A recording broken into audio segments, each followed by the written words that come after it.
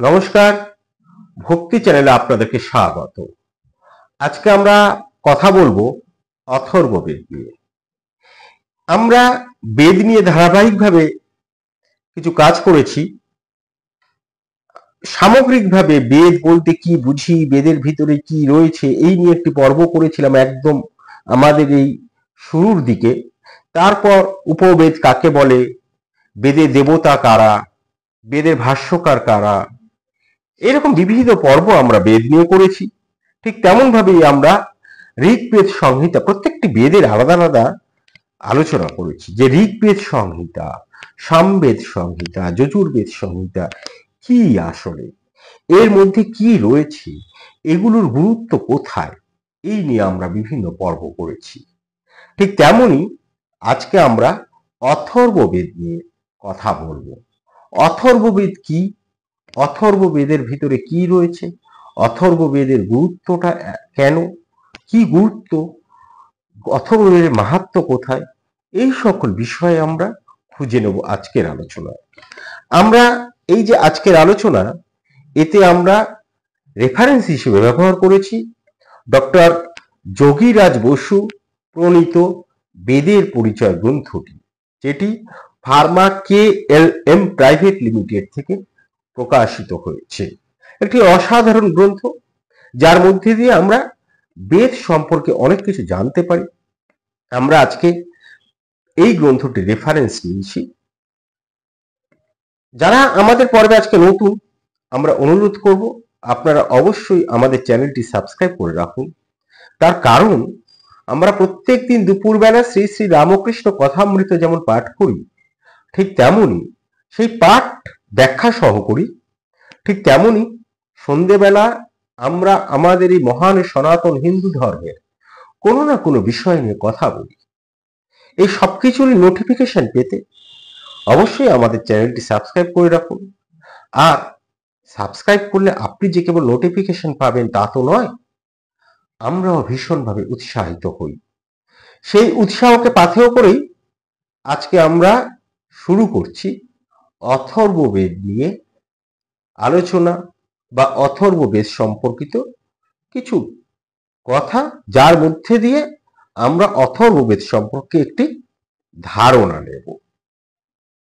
দেখুন, বেদের যে বিভিন্ন নাম রয়েছে, কখনো বেদকে বলা হয় শ্রুতি, কখনো বলা হয় আগম, কখনো বলা হয় ত্রয়ী বিদ্যা। এই যে বিভিন্ন নাম রয়েছে, এই নামগুলো যদি আমরা বিশ্লেষণ করতে যাই, তাহলে তার একটা আলাদা আলাদা অর্থ পাই। যেমন ভাবে এই যে ত্রয়ী বিদ্যা, বেদকে ত্রয়ী বিদ্যা বা কেবল ত্রয়ীও বলা হয়, যদি আমরা এটা বিশ্লেষণ করি তাহলে দেখব ঋগ্বেদ, সামবেদ ও যজুর্বেদ, এই তিনটি বেদকে একত্রে ত্রয়ী বলা হচ্ছে। এটাই প্রচলিত মত। তাহলে এই মতে কিন্তু আমরা দেখছি অথর্ববেদের স্থান থাকছে না। অথর্ববেদ হচ্ছে এই ত্রয়ী বিদ্যার ভিতরে নেই, অন্তর্গত নয়। ত্রয়ী অর্থে অথর্ববেদের স্থান আছে কিনা, এই নিয়ে কিন্তু যারা বেদ বিশেষজ্ঞ, যারা শাস্ত্র বিশেষজ্ঞ, তাদের মধ্যে একটা বাদানুবাদ রয়েছে।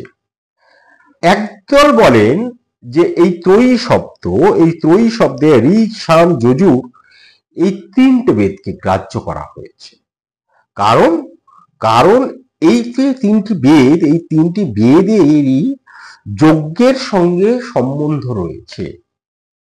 বেদে তো আমাদের কি, বেদ আমাদেরকে যজ্ঞ শেখায়, যজ্ঞের পদ্ধতি শেখায়, বেদের মধ্যে দিয়ে দেবতার স্তুতি কিভাবে করব সেইটি শেখায়, সঙ্গে তৎকালীন সমাজ ব্যবস্থা বেদের মধ্যে দিয়ে আমরা জানতে পারি, যেটি আমরা যজুর্বেদ সম্পর্কে আলোচনা করতে গিয়ে বলেছি।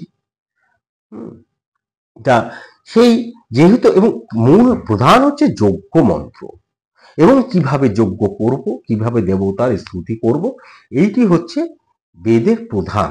যার জন্য বেদে দুটি অংশ আমরা দেখতে পাই, একটা হচ্ছে মন্ত্র আর একটা হচ্ছে ব্রাহ্মণ। সেটি আলাদা প্রসঙ্গ, তার মধ্যে আমরা যাচ্ছি না।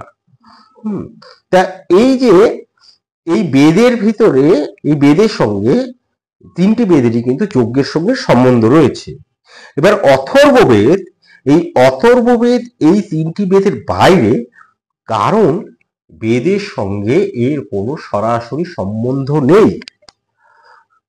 যজ্ঞ সম্পাদন, বেদ আমাদেরকে জানাচ্ছে যদি একটা যজ্ঞ করতে হয় তাহলে 16 জন পুরোহিতের প্রয়োজন হয়। এই 16 জনের মধ্যে কি হচ্ছে, 4 জন ঋগ্বেদী থাকে, 4 জন সামবেদী থাকে, 4 জন যজুর্বেদী থাকে। এরা তার মানে কি হলো, 12 জন হলো।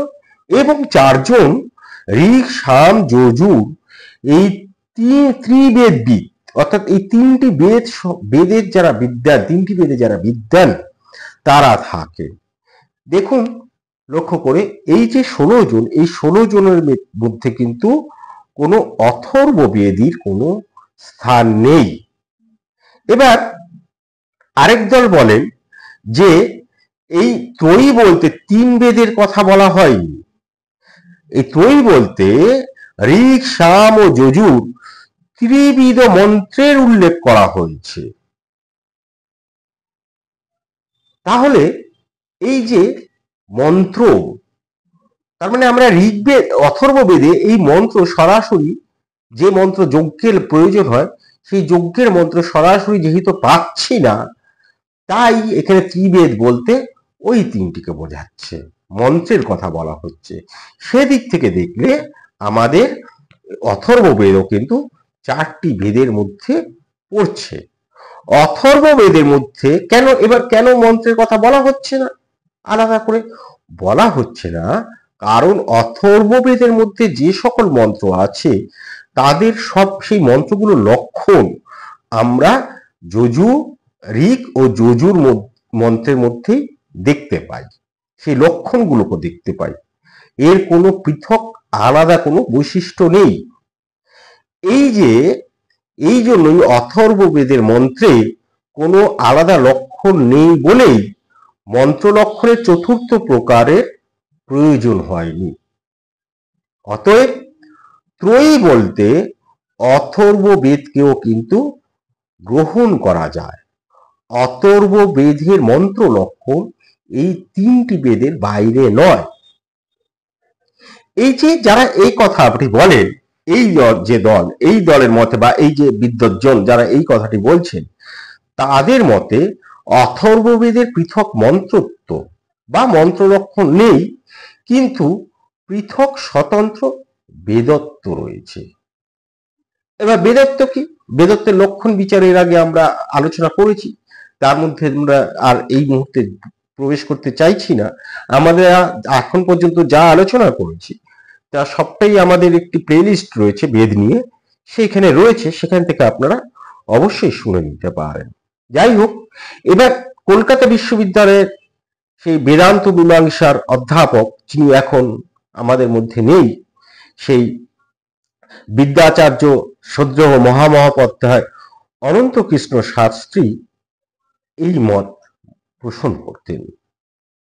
তা তিনি বলতেন যে অথর্ববেদে যজ্ঞের সহিত কোনো সম্পর্ক নেই বললে ভুল বলা হবে, কারণ প্রধান প্রধান যাগের সহিত সম্বন্ধ না থাকলেও যে অভিচারাদি যোগে ও শান্তি পৌষ্টিকাদি কর্মে অথর্ব মন্ত্রের প্রয়োগ আবশ্যক হয়।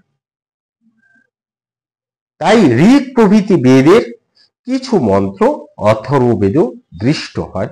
তাই অবশ্যই 4টি বেদের মধ্যে অথর্ববেদ রয়েছে, এবং 4টি বেদের মধ্যে যে অথর্ববেদটি রয়েছে, এইটি আমরা যদি সামবেদের যে উপনিষদ, সেই ছান্দোক্য উপনিষদ পড়ি, সেখানে দেখব 7ম অধ্যায়ে যেখানে নারদ সন্ত কুমারের সংবাদ লিপিবদ্ধ হয়েছে, সেইখানে কিন্তু এই কথা বলা হচ্ছে।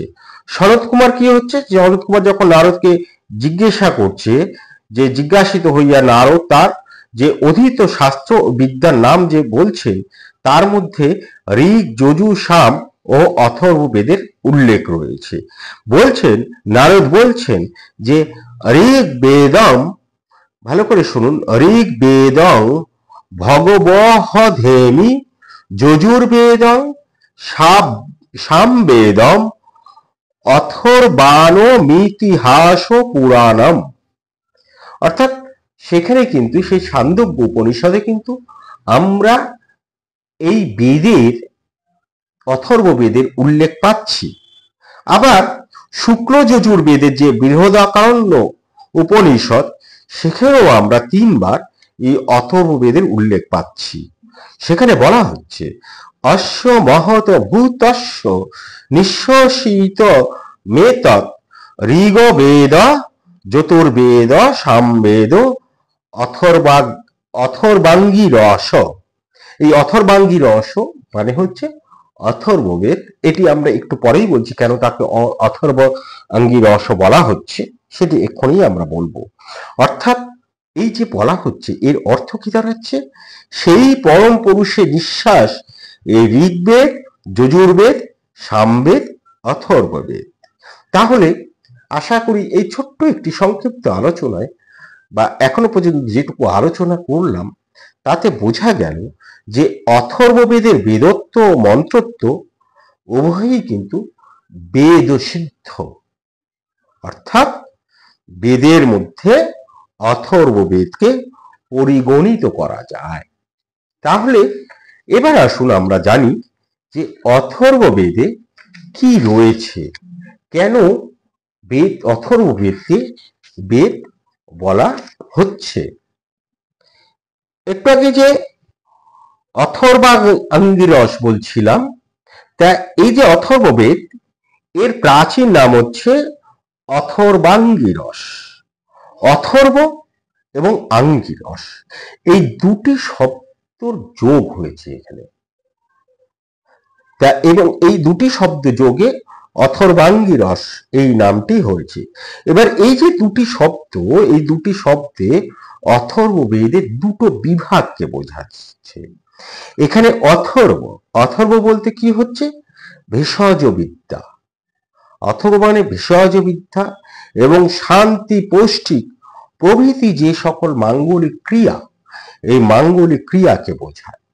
এবং আঙ্গিরস, এই আঙ্গিরসের মধ্যে বা আঙ্গিরস শব্দটার মধ্যে দিয়ে শব্দ বোধাধিকারক অর্থাৎ মারণ ও উচাটনমূলক, উচাটন, অমঙ্গল, অভিসার ক্রিয়াবদ্ধ যে সকল কাজ, সেগুলিকে বোঝায়।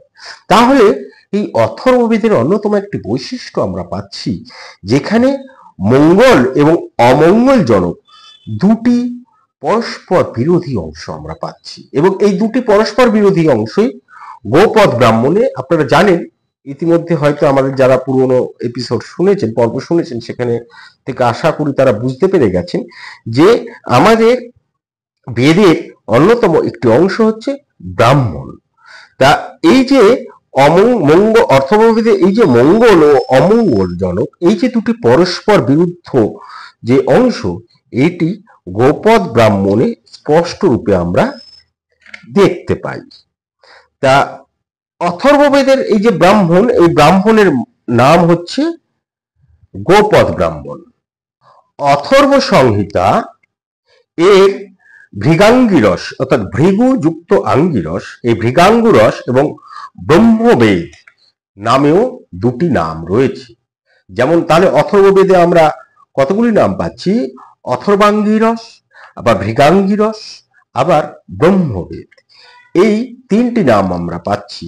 আমাদের বিশিষ্ট গবেষক, পাশ্চাত্যের গবেষক রথ হুইটনি, এই যে পাশ্চাত্য যে পণ্ডিতগণ যারা বেদবিদ, বেদ এমন একটা বিষয় যে সারা বিশ্ব জুড়ে তো এর একটা গবেষণা হয়েছে এবং হচ্ছে। তা কখনো কখনো এই পাশ্চাত্য পণ্ডিতগণ আমাদেরকে ছাপিয়ে যায়, আমাদের এই যারা ভারতীয় যারা গবেষণা করেছেন তাদেরকে ছাপিয়ে গেছেন। তাই রড হুইটনি প্রভৃতি যে পাশ্চাত্য পণ্ডিতগণ, তারা বলেন যে ঋগ্বেদের 10ম মণ্ডল থেকে অনেক অংশ এই বেদে গৃহীত হয়েছে।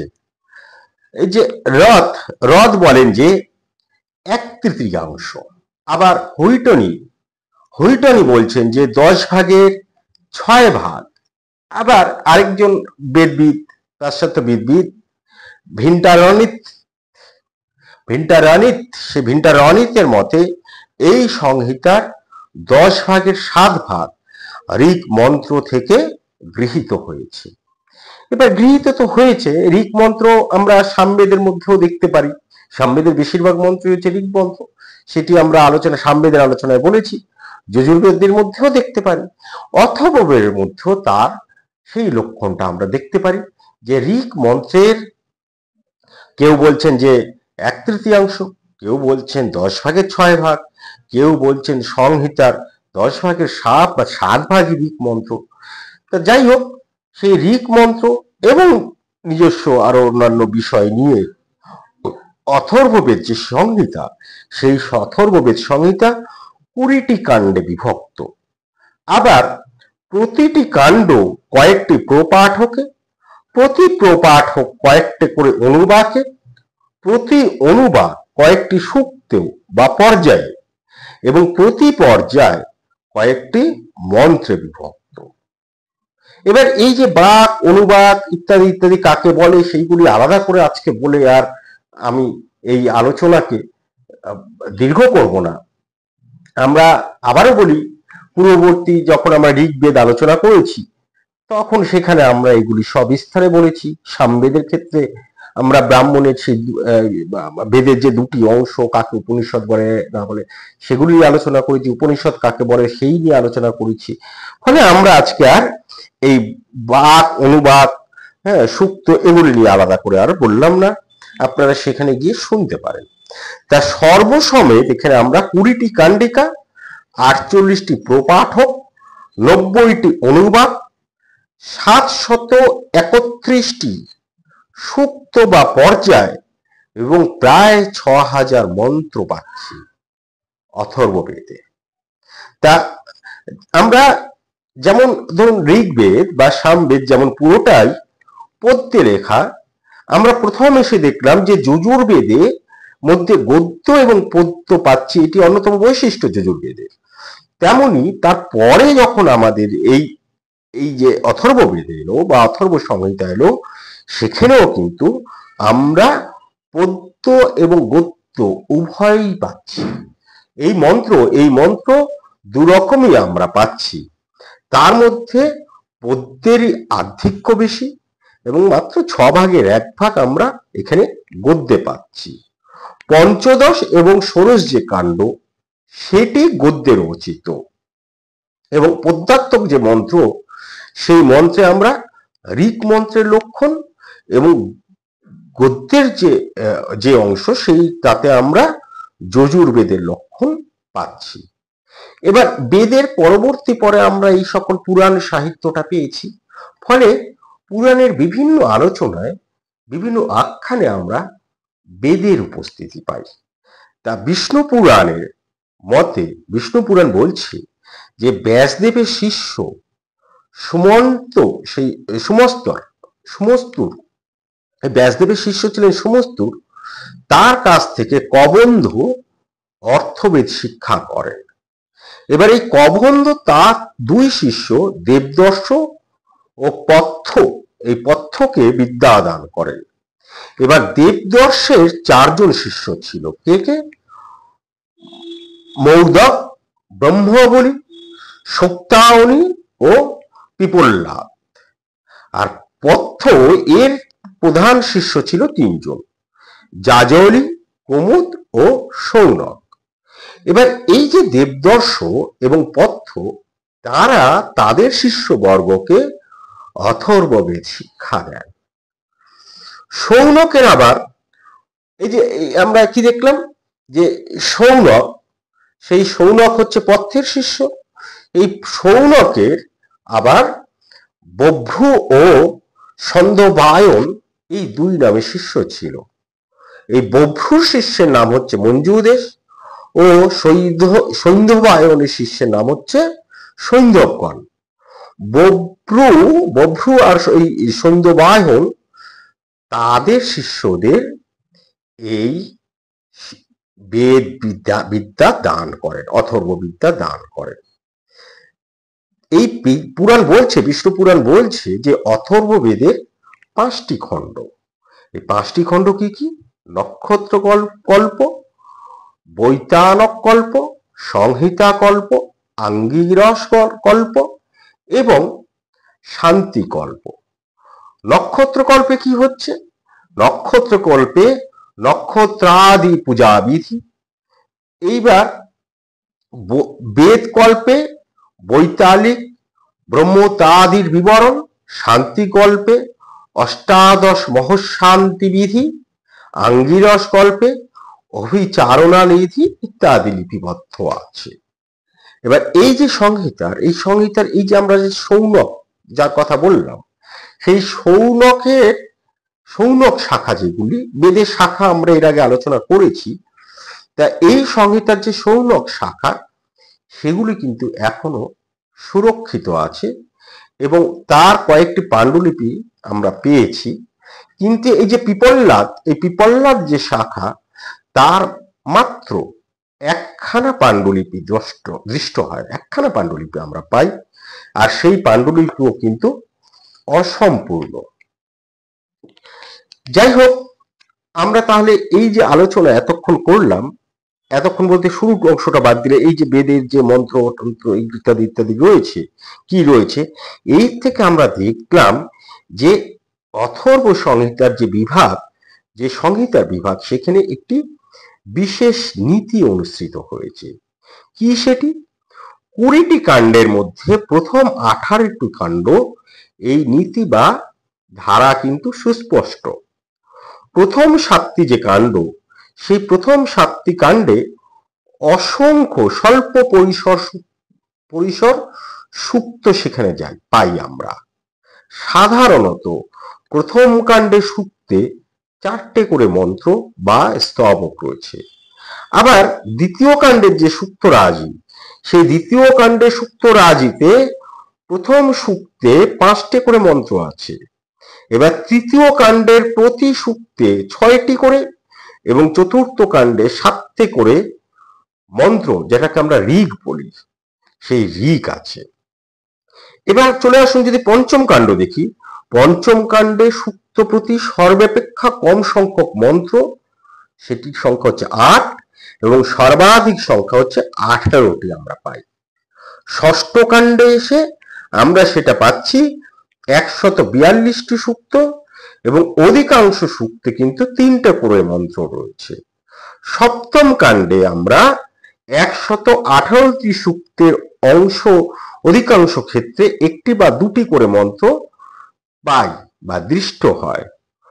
অষ্টম থেকে চতুর্দশ যে কাণ্ড, সেই কাণ্ড পর্যন্ত এবং সপ্তদশ ও অষ্টাদশ কাণ্ডের সূক্তগুলি অত্যন্ত দীর্ঘ, আর তার মধ্যে অষ্টম কাণ্ডের প্রথম সূক্তটি সর্বাপেক্ষা কম সংখ্যক মন্ত্রে অর্থাৎ 21টি মন্ত্রে রচিত, আর অষ্টাদশ কাণ্ডের শেষ সূক্তটি সর্বাপেক্ষা অধিক, খেয়াল করে দেখুন, সর্বাপেক্ষা অধিক 89টি মন্ত্রে নিবদ্ধ। পঞ্চদশ ও ষোড়শ কাণ্ড যেটি, সেটি গদ্যে রচিত, এর আগেই আপনাদেরকে বলেছিলাম, এবং ভাষ্য ও রীতি ব্রাহ্মণ গ্রন্থ যেগুলো, সেগুলোর ভাষার সমতুল্য। তা একটু ধৈর্য ধরে শুনুন, হয়তো এই অংশটুকু আপনাদের একটু ধৈর্যচ্যুতি ঘটালো, কিন্তু অথর্ব বেদ নিয়ে আলোচনা কেন, যে কোনো বেদ নিয়ে আলোচনা করলে তো এটি বলতেই হয়, কারণ আমরা জানার চেষ্টা করছি যে বেদের ভিতরে কি রয়েছে, আর এই বেদের ভিতরে, বিশেষ করে অথর্ব বেদের ভিতরে কি রয়েছে, সেটি এখন আমরা এতক্ষণ ধরে যেমন জানলাম, এর অন্যতম আরেকটি বৈশিষ্ট্য আমরা এখন দেখব। আমাদের যে এই যে ভারতীয় যে ভেষজ বিদ্যা, চিকিৎসা বিদ্যা, এই চিকিৎসা বিদ্যার ভৈষজ্য ও চিকিৎসা বিদ্যার ইতিহাসে অথর্ববেদ একটি গুরুত্বপূর্ণ স্থান দখল করে থাকে।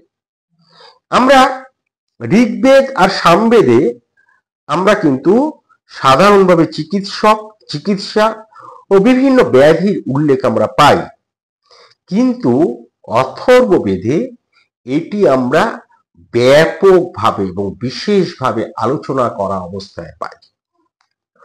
অথর্ব সংহিতায় আমরা বিভিন্ন রকম ব্যাধির উল্লেখ পাই এবং সেগুলি কিভাবে প্রতিষেধক হবে, সেই রকম সেগুলো কোন, তখন তো আমাদের এই প্রতিষেধক বলতে ভেষজ বিদ্যাই ছিল, হ্যাঁ, আমরা প্রকৃতির উপর নির্ভর করতাম, সেগুলির প্রতিষেধকের জন্য কোন লতা দরকার হবে, কোন গুল্ম দরকার হবে, কোন বৃক্ষের পাতা, কোন বৃক্ষের রস ইত্যাদি ইত্যাদি দরকার হবে, মূল দরকার হবে, এগুলি সবগুলো আমরা এই অথর্ববেদে পাই। অর্থাৎ আমাদের যে এই যে কবিরাজি বিদ্যা, পরিষ্কার অর্থাৎ যে ভেষজ বিদ্যা, কবিরাজি চিকিৎসা পদ্ধতি, তার সূচনা কিন্তু আমরা দেখতে পাচ্ছি অথর্ববেদের মধ্যে দিয়ে। এবং বহু ব্যাধি, সেখানে সেই বহু ব্যাধিকে অথর্ববেদ অসুর রূপে বর্ণনা করা হয়েছে। কেন অসুর রূপে? অসুর কি করে? অসুর আমাদেরকে ক্ষতি করে, আমাদেরকে নাশ করে, আমাদেরকে ধ্বংস করে। হ্যাঁ, তাই জন্য আর এই ব্যাধি আমাদেরকে সেই কাজটি করে। তাই জন্য অনেক ব্যাধিকে সেখানে অসুর রূপে বর্ণনা করা হয়েছে। বিশেষ করে যেমন জ্বরকে সেখানে বলা হচ্ছে জরাসুর। আবার কোন কোন ঋষ্টি শান্তি মন্ত্রে আমরা রোগ নিবারক সেই ভৈষজ্য লতাগুণের স্তুতি দেখতে পাই অথর্ববেদে। সেখানে স্তুতি করা হচ্ছে, গুণগান করা হচ্ছে এই লতাগুল্মের। অগ্নি ও জলকে সেখানে দেবতা রূপে ও ব্যাধিনাশক পদার্থ রূপে স্তুতি করা হয়েছে। বলছে আমাদের ব্যাধি রোধের জন্য এই দুটি হচ্ছে খুব প্রয়োজন, এবং এটি প্রমাণিত হয়েছে, এখনো আমরা এটি দেখতে পাই। হ্যাঁ, আমাদের ভেষজ বিদ্যা শুধু না, আমাদের যে আধুনিক চিকিৎসা পদ্ধতি, সেই চিকিৎসা পদ্ধতিতেও এই জলকে এবং অগ্নিকে ভীষণভাবে গুরুত্ব দেওয়া হয়েছে। তা প্রাকৃতিক চিকিৎসারও কিন্তু তাহলে আমরা দেখতে পাচ্ছি প্রাকৃতিক যে চিকিৎসা, যেটাকে নেচার কিওর বলে, তার উৎস কিন্তু হচ্ছে এই অথর্ববেদ। এবং এর আগেই যে বলছিলাম যে অসুর রূপে বিভিন্ন ব্যাধিকে কল্পনা করা হয়েছে, যেমন জ্বরকে অসুর রূপে কল্পনা করা হয়েছে এবং সেই অসুরের নামকরণ হয়েছে তকমান। এই তকমান বা তকসান, হ্যাঁ, উচ্চারণ ভেদে এটি তকসানও হতে পারে। তাই এই তকমান বা তকসান, যা আসলে জরাসুর, এবং এই জরাসুরকে কিভাবে বধ করা যায় তার সেইটি নিয়ে অনেক মন্ত্র আমরা অথর্ববেদ সংহিতায় দেখতে পাই। খুব ইন্টারেস্টিং, কিন্তু খুব খুব আগ্রহ জন্মায় এই অথর্ববেদের এই অংশগুলি। যেমন এখানে বলা হচ্ছে অথর্ববেদে অয়ং ইয় বিশ্বার হরিতান কৃণস্বচ্ছ অন্ন গিন্নি গিরিবাভিদুন্ন অধাহি তকমন্ন রস, যেটি কি তকসন বলছে, তকমন্ন রসন হি ভুয়া অধা ননং ধরং বা পরেহি। অর্থাৎ হে অসুর, তুমি যে সকল মানুষকে আক্রমণ করো সেই মানুষদের জ্বলন্ত অগ্নির উত্তাপের ন্যায় তাপিত করো এবং তাদের শরীর রক্তশূন্য করে পীতবর্ণ পরিণত করো। হে জ্বর, তুমি দুর্বল ও অক্ষম হও এবং এ রাজ্য হতে দূর হও, হয়ে পাতালে প্রবেশ করো, নচেৎ বিনষ্ট হও। এবং এই যে মন্ত্রটা এই কারণে এখানে বললাম, এই জাতীয় মন্ত্র পাঠ করলেই আমরা বুঝতে পারি যে ব্যাধি দূরীকরণের জন্য শান্তি পাঠাদি এবং এই যে ওঝা, যেটি ওঝা গুণিন এই যে আমরা পাই, সেই ওঝার ঝাড় ফুঁক ইত্যাদি যে জাদুবিদ্যা যেটাকে আমরা বলি, এই জাদুবিদ্যার সূচনা এই অথর্ববেদ থেকেই। তাহলে আমরা অথর্ববেদে যেমন আমরা কবিরাজি চিকিৎসা পদ্ধতি সূচনা ধরে নিতে পারি, তেমন আগেও ছিল কবিরাজি চিকিৎসা। মানুষ যবে থেকে এসে তখন তো কিন্তু প্রকৃতির উপর নির্ভর করে, কিন্তু সেটিকে সুসংহত করা, সেটিকে আমাদের কাছে সুন্দরভাবে উপস্থাপন করা এবং এই জ্বর বা এই ব্যাধিগুলোকে অসুর হিসেবে নির্দিষ্ট করে দেওয়া, অর্থাৎ এর গুরুত্বটা বোঝানোর জন্য যে এটা এতটা অসুর যেমন ভাবে বিনিষ্ট করে, এরা এতটাই মানে অনিষ্টকারী যা আমাদেরকে বিনিষ্ট করতে পারে, সেইটি বোঝানোর জন্য অথর্ববেদ সেগুলিকে সব এক জায়গায় করেছে। তেমনি অথর্ববেদ কিন্তু এই জাদুবিদ্যার সূচনা করেছে আমরা বলতে পারি। সঙ্গে অস্ত্রবিদ্যা, মানে যেটাকে আমরা সার্জারি বলি, এবং অস্থিবিদ্যা, যেটাকে আমরা অস্ট্রিওলজি বলি, অস্ট্রোলজি মানে হাড়ের যে বিদ্যা, সেইটি বৈদিক যুগে কতটা উন্নত ছিল তারও বিদ্যা কিন্তু মানে তারও প্রমাণ কিন্তু আমরা এই সংহিতায় দেখতে পাই। যেমন ধরুন এই যে বিভিন্ন লতা গুল্মাদি দ্বারা ভগ্ন যে জায়গাটা ভেঙে গেছে সেই অস্থিকে একসঙ্গে করা হতো, ওইটা বেঁধে বেঁধে দেওয়া হতো। এখনো আধুনিক জায়গায় অনেক কবিরাজি চিকিৎসা পদ্ধতি এখন অনেক টা আরো অন্য রকম হয়ে গেছে, কিন্তু ওই আজ থেকে ধরুন 30-40 বছর আগেও গ্রামগঞ্জে দেখা গেছে, এখনো হয়তো আছে আমি জানি না। তা সেই যে জায়গাটা ভেঙে গেছে সেই জায়গাটা সেই যখন ওঝার কাছে নিয়ে যাওয়া হতো, হ্যাঁ, বা হাতুড়ে যাকে বলে তার কাছে যখন নিয়ে যাওয়া হতো, কবিরাজি চিকিৎসা পদ্ধতি যারা বিশ্বাসী ছিলেন সেই জায়গাটা একটা লতা গুল্ম ইত্যাদি বেঁধে দিত এবং অদ্ভুতভাবে সেটা কিন্তু ঠিকও হয়ে যেত। হ্যাঁ, তা এইটা আমরা এই যে লতা গুল্মাদি দ্বারা যে এইটা এই যে একসঙ্গে করে দেওয়া, তা এইটি আমরা অথর্ব বেদে দেখতে পাই। একেই অস্থি সন্ধান বিদ্যা বলা যেতে পারে। আবার অস্থি সন্ধিকার অর্থাৎ দুটি অস্থি ভেঙে গেছে সেটিকে একসঙ্গে করা হচ্ছে, ভেষজ উদ্ভিদ বিদ্যাকে কিন্তু সম্বোধন করে এখানে আমরা একটা সূক্ত পাই। হ্যাঁ, যেমন এখানে বলা হচ্ছে, ঋষি বলছেন তোমার মজ্জার সঙ্গে মজ্জা যুক্ত হোক, অঙ্গের সঙ্গে অঙ্গ যুক্ত হোক, মাংসের এবং অস্থির যে অংশ আঘাতে পতিত হয়েছে তা পুনরায় আগে পূর্ববৎ হোক, অর্থাৎ আগের মতো হোক। আবার আরেকটি সূক্তে বলা হচ্ছে, মজ্জায় মজ্জায় মিলিত হোক, ছিন্ন ত্বক ত্বকের সঙ্গে একাত্ম হোক, তোমার শরীরে রক্ত এবং অস্থি সবল হোক, মাংসের সঙ্গে মাংস যুক্ত হোক। হে ভবিষ্যৎ, আবার এবার যখন গুল্মলতা ইত্যাদি প্রয়োগ করা হচ্ছে তখন বলা হচ্ছে যে হে ভৈষজ্য গুল্ম, তুমি কেশের সঙ্গে কেশ এবং ত্বকের সঙ্গে ত্বক যুক্ত করো। অস্থি, এখানে কেশ বলতে হচ্ছে আমাদের যে লোমগুলো রয়েছে সেগুলোর কথা বলছে। অস্থি এবং শোণিতে সবল হোক, ভগ্ন অংশ তুমি যুক্ত করো। এই মন্ত্রগুলো কেউ বিশ্বাস করতে পারেন, নাও করতে পারেন। আসলে কি হয়, তখন তো এই যে আমরা এখন যে আধুনিক চিকিৎসা পদ্ধতি বলছি তখন তো ছিল না, তখন আমাদের প্রকৃতির উপরে নির্ভর করা হতো। সেই এই যে যখন সে এই যে গুল্মলতা ইত্যাদি সেই জায়গাটা প্রয়োগ করছে, গাছের রস প্রয়োগ করছে, তখন এই মন্ত্রটা যখন বলছে তখন যিনি মানে চিকিৎসক এবং যিনি চিকিৎসা প্রার্থী দুজনের মধ্যেই একটা আত্মবিশ্বাস জন্মাতো, আসলে যা আমাদের রোগকে অনেক দ্রুত উপশম করত, এটি আমাদের বোধ হয় আর কি।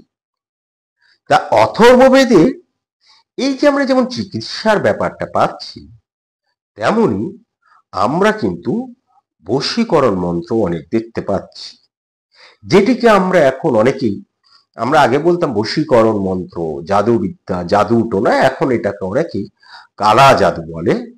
তা কোনো, যেমন ধরুন কোনো প্রণয়ী পুরুষ তার প্রতি বিমুখ কোনো স্ত্রী লোকের চিত্ত আকর্ষণ করতে হলে সেই স্ত্রী লোকের একটি মাটির মূর্তি করে তাতে শনের জ্যা যুক্ত ধনুক বাণ যোজনা করে সেই মূর্তির হৃদয়ে বারবার বিদ্ধ করবে এবং এটি মন্ত্র থাকতো, সেই মন্ত্রটি পাঠ করা হতো।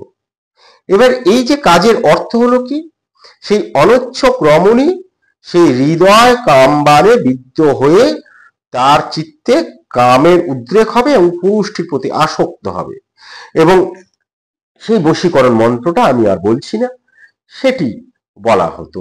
উল্টো দিক থেকে এটি নারীরাও করতে পারত সেই পুরুষটির জন্য।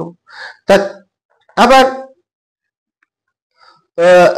যে কখনো যেমন বলা হয়, এই যে ধরুন অনিচ্ছুক যে পুরুষ তার প্রতি তার প্রণয়িনী রমণী সেই একই কাজ করতেন এবং সেই একটি বশীকরণ মন্ত্র থাকতো, সেইটি তিনি ওখানে বলতেন, বললে নাকি এই সব ঘটনা ঘটতো।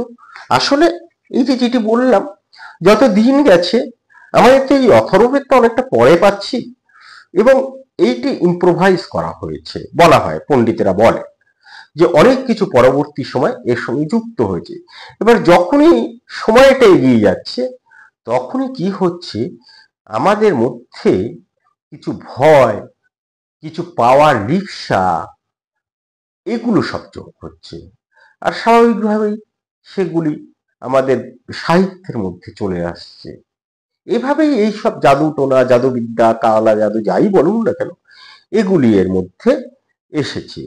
এই যে এই যে আমরা এতক্ষণ যে মন্ত্রগুলোর কথা বললাম, এই সকল শুভাশুভজনক মন্ত্র ব্যতীত সৃষ্টিতত্ত্ব, সৃষ্টিকর্তার তত্ত্ব এবং অন্যান্য অধ্যাত্ম তত্ত্ব কিন্তু অথর্ববেদ সংহিতা নিবদ্ধ আছে।